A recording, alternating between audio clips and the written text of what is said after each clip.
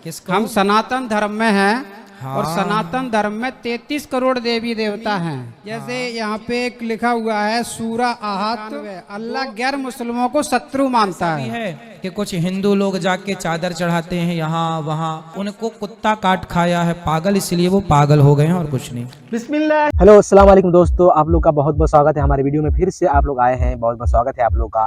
दोस्तों ये भाई साहब का सवाल है पंडित से कि हिंदू मुस्लिम मजहब की किताब में लिखा हुआ है गैर मुस्लिम शत्रु है, तो फिर भी हमारे गैर मुस्लिम भाई कब्र में जाके यहाँ वहाँ कब्र चादर क्यों चढ़ा रहे हैं। ये बहुत ही अहम क्वेश्चन है जिस पर पंडित जी अपना विचार रखते हैं। दूसरी तरफ दूसरा शख्स जो है यही सवाल डॉक्टर जाकिर नाइक से पूछते हैं, जिस पर डॉक्टर जाकिर नाइक भी अपना विचार सामने रखते हैं, जिसको देखकर आप समझ सकते हैं। चलिए वीडियो को शुरू करते हैं without wasting time, let's get start. विषय है उसके ऊपर हम पूछना चाहते हैं। अब धर्म है कि पंथ है तो नहीं जानते हम। किसको? हम सनातन धर्म में हैं। हाँ। और सनातन धर्म में 33 करोड़ देवी देवता हैं। हाँ। ठीक है महाराज। लेकिन कुछ हमारे सनातन धर्म प्रेमी, जैसे यहाँ पे एक लिखा हुआ है सूरा आहत 2:98, अल्लाह गैर मुस्लिमों को शत्रु मानता है। ठीक है। हाँ। तो और हमारे सनातन धर्म के जो धर्म प्रेमी है वो कहीं पीर बाबा कहीं किसी बाबा के शरण में फिर जाते, तो वो तो शत्रु हुए। सही है या गलत महाराज? हम तो ये जानते हैं कि हमारे अपने भगवान के अतिरिक्त आपको कहीं जाने की जरूरत नहीं है। यदि कोई पत्नी अपने पति के होते हुए भी किसी गैर मर्द के पास जाए तो उस नारी को अच्छा नहीं माना जाता। अपने राम, अपने कृष्ण, अपने नारायण के होते हुए किसी और जगह जाके चादर चढ़ाना, ये तो वैसा काम है जैसे वैश्याओं का काम है। अपने धर्म में रहकर मर जाना अच्छा है, पर अपने धर्म का परित्याग करके अन्य धर्मों में जाना सही नहीं है। अब इसी देश में ऐसा भी है कि कुछ हिंदू लोग जाके चादर चढ़ाते हैं यहाँ वहाँ, ये सब उनको कुत्ता काट खाया है पागल, इसलिए वो पागल हो गए हैं और कुछ नहीं। मेरा नाम मुकुंद दवे है, बेरोजगार हूँ। आपने बोला है कि जो इस्लाम कबूल करता है उसके हजारों गुना माफ हो जाता है, मगर मेरे हिसाब से सबका मालिक एक है, और एक मालिक होते हुए किसको ये नज़र से देखता है और किसको वो नज़र से देखता है। हिंदुओं को माफ नहीं करेगा और जो इस्लाम धर्म स्वीकार करता है उसको माफ कर देगा। ये कौन सा ऊपर वाले का कानून है जो मेरी समझ में नहीं आ रहा है। बहुत अच्छा सवाल, बहुत अच्छा सवाल। मालिक एक तो सारे इंसानों के लिए अदल भी एक होता है। बहुत अच्छा सवाल, बहुत अहम सवाल। भाई का सवाल है कि ये किधर का मुसलमानों को माफ़ करता है, हिंदू को नहीं माफ़ करता है। मैंने आपसे कहा कि जो इंसान नाम का मुसलमान है, उसका नाम मोहम्मद अब्दुल्ला जाकिर है, तो वो काफ़ी नहीं जन्नत में जाने के लिए। मुस्लिम का मतलब वो इंसान जो अमन हासिल करता है अपनी ख्वाहिश, अपनी मर्जी से खुदा के अहकामात पे अमल करने के बाद।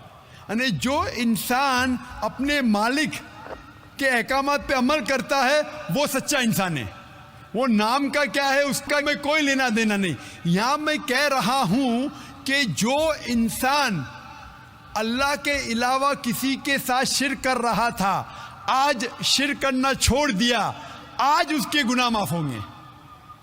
चाहे कोई भी हो, आप भी अगर कहते कि मैं शिर्क करना छोड़ दूंगा, अल्लाह के अलावा किसी और की इबादत नहीं करूँगा जो हिंदू मज़हब की किताब में लिखा है, और मैं मानूंगा आखिरी पैगंबर मोहम्मद सल्लल्लाहु अलैहि वसल्लम में, चाहे आप ईसाई है, चाहे आप हिंदू है, चाहे आप यहूदी है, आज आप अगर अपने मालिक का कहना मानेंगे तो आपका मालिक आपको माफ़ करेगा। लेकिन अगर आप कहेंगे मेरा मालिक एक, लेकिन मालिक का कहना नहीं मानेंगे तो मालिक कैसा माफ़ करेगा? मिसाल के तौर पे एक एग्जामिनेशन होता है, टीचर सारे तालिबे इल्म के लिए बराबर है।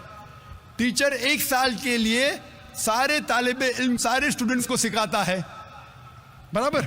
लेकिन एग्जामिनेशन में जो टीचर पूरे साल भर सिखाता है, जो तालिबे इल्म वो टीचर के सिखाए मुताबिक एग्जामिनेशन पेपर में लिखता है, वो पास हो जाएगा। जो तालिबे इल्म टीचर जो सिखाता है उसके खिलाफ काम करता है, तो टीचर क्या उसको पास करेगा? चाहे वो हिंदू, मुस्लिम हो, ईसाई हो, जो टीचर सिखाता है उसके ऊपर वो तालिबे इल्म उसके मुताबिक इम्तिहान देता है, वो पास होगा। आपका मालिक, हमारा मालिक एक है, सारी किताबों में लिखा है, हिंदू मजहब की किताब में, यहूद मजहब की किताब में, ईसाई मजहब की किताब में, इस्लाम मजहब की किताब में, सिख मजहब की किताब में कि मालिक एक है। मालिक के अलावा किसी की इबादत नहीं करना चाहिए, खुदा के अलावा किसी की इबादत नहीं करना चाहिए। कल मैंने फरमाया था कि उस खुदा की कोई प्रतिमा नहीं, कोई अक्स नहीं, कोई फोटोग्राफ नहीं, कोई पिक्चर नहीं, कोई बुत नहीं, कोई मूर्ति नहीं। फिर अगर आप मूर्ति देंगे तो आप मालिक का कहना नहीं मान रहे। तो अगर आप मालिक का कहना मानेंगे, आपका नाम कुछ भी हो, मोहन हो, कुछ भी हो, शंकर हो या अब्दुल्ला हो, अगर आप मालिक का कहना मानेंगे तो आप सचमुच उस मालिक के बंदे हैं। अगर आप मालिक का कहना मानेंगे तो आपके गुनाह माफ हो जाएंगे। तो ये अरबी में कह रहा हूं कि मुस्लिम तो लोग को ये लफ्ज से नफरत है। अगर नफरत है तो मैं मुस्लिम लफ्ज को निकालता हूं, मैं ये कहता हूं जो भी इंसान अपने मालिक का कहना मानता है उसे अरबी में कहते हैं मुस्लिम। लेकिन आपको मुस्लिम शब्द से नफरत है, मुस्लिम शब्द को निकाल दो। मैं ये कहूँगा जो खुदा के अहकामात पे अमल करता है, खुदा के कलमात पे अमल करता है, ये मानता है कि खुदा एक है, उसके अलावा किसी की पूजा नहीं करना चाहिए, वो इंसान के गुनाह वो मालिक माफ़ करेगा। आप अगर मानेंगे खुदा एक है, आप मानते खुदा एक है, आप मानते खुदा के अलावा किसी और को पूजना नहीं चाहिए, मानते? हाँ क्या नहीं मानते?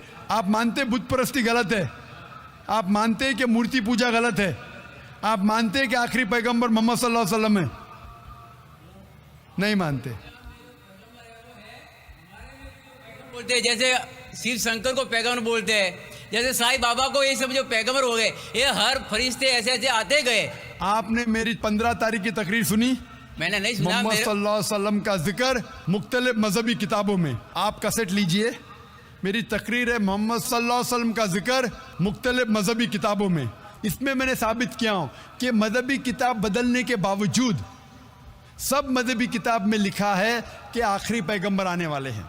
उस आखिरी पैगंबर का नाम है मोहम्मद सल्लल्लाहु अलैहि वसल्लम। आप हिंदू मजहब से ताल्लुक़ रखते? हिंदू मजहब की किताब में लिखा है, भविष्य पुराना पर्व 3 खंड 3 अध्याय 3 श्लोका 5 से 8 में लिखा है भविष्यवाणी मोहम्मद सल्लल्लाहु अलैहि वसल्लम की। आप पढ़ेंगे भविष्य पुराना पर्व 3 खंड 3 अध्याय 3 श्लोका 10 से 27 में मोहम्मद सल्लल्लाहु अलैहि वसल्लम का जिक्र है। आप कुंटब सुक्ता पढ़िए, अथर्वा वेद में लिखा है, किताब number 20 him number 127 shloka number 1 से 14 में लिखा है मोहम्मद सल्लल्लाहु अलैहि वसल्लम के बारे में। मैं सिर्फ हवाले दे सकता हूँ आपकी किताबों में से सिर्फ घंटों तक, जिसमें लिखा है मोहम्मद सल्लल्लाहु अलैहि वसल्लम आखिरी पैगंबर है। आज जो इस्लाम कबूल कर रहे हैं उनको ये समझाओ कि इस्लाम धर्म क्या है।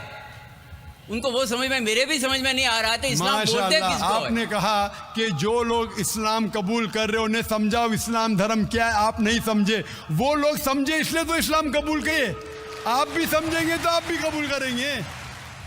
भाई साहब का जो कन्फ्यूज़न होना था ये अपनी जगह में बिल्कुल सही था। मैं तो मानता हूँ, आप लोग मानते कि नहीं मानते नहीं मालूम। तो इनका कन्फ्यूज़न ये था कि जब भगवान ने सबको बनाया, ईश्वर ने सबको बनाया, मुस्लिम को बनाया, सिख को बनाया, गैर मुस्लिम को बनाया, सबको बनाया, तो सबके साथ इंसाफ बराबर होना चाहिए। फिर ऐसा क्यों आप बोलते हैं कि मुसलमानों को माफ़ करेगा और गैर मुस्लिम को माफ़ नहीं करेगा? इस बात को उसके दिमाग के अंदर कन्फ्यूज़न कर गया कि आखिर ऐसा क्यों है। हाँ, हमको भी तो अल्लाह ने बनाया, उसको भी बनाया। तो कन्फ्यूज़न होना उनकी जगह में बिल्कुल सही था।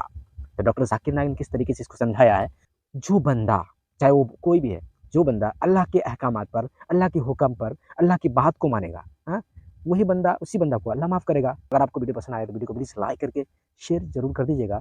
चलिए तब तक के लिए खुदा हाफिज़, bye bye, see you tomorrow.